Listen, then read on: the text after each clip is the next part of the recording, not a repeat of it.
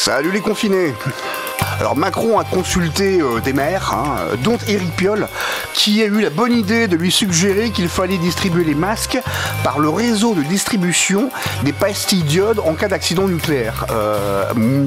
Pourquoi pas tout simplement les réseaux de distribution de produits médicaux et paramédicaux existants et qui livrent les pharmacies et les parapharmacies à Éric Piolle. Ce serait pas plus mal non plus. Il en a marre de ces politiciens aussi incompétents qu'inutiles et verbeux qui, en période de crise, se croient en devoir d'innover, donc de réinventer la roue, voilà, alors qu'on n'a pas le temps et qu'on doit s'appuyer sur ce qui existe et qu'on sait robuste. Les masques, les tests, tout ce que vous voulez, il y a des réseaux de distribution spécialisés pour le médical qui servent aussi bien les pharmacies que les hôpitaux, que les parapharmacies pour les masques, qu'on les utilise, nom d'une pipe, ils savent faire ça.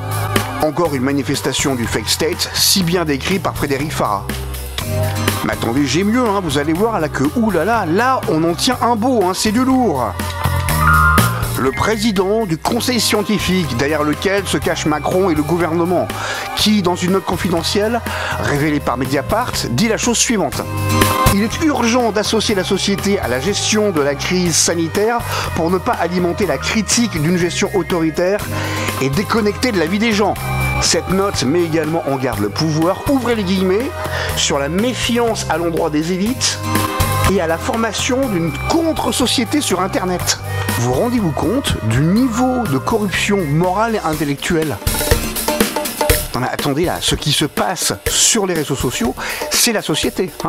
La société, ce n'est pas les diplômés des grandes écoles, les énarques, les fonctionnaires, les cadres de grandes entreprises et blablabla, bref, tous ces gens qui ont été tellement bien faits qu'ils ont montré leur totale inutilité durant cette crise, puisqu'ils ne sont même pas fichus d'organiser le simple approvisionnement de masques FFP1. Alors que partout ailleurs en Europe, ça fonctionne. La société, c'est pas les 4 ou 5% de Français qui sont diplômés d'une grande école, cadres supérieurs du privé ou hauts fonctionnaires. Ceux-là, ils sont parfaitement inutiles, on le voit depuis 3 mois. Incapables d'organiser une chose aussi simple que l'approvisionnement de masques FFP1 en France. Voilà. Alors que cet approvisionnement ne pose strictement aucun problème ailleurs en Europe. En Espagne, ce sont les policiers qui distribuent les masques aux habitants. Les deux seules contre-sociétés, celles qui systématiquement vont contre la volonté du peuple dans son écrasante majorité, il y en a deux. Il y a celle de l'élite, justement, voilà, et puis il y a celle des racailles, / islamistes.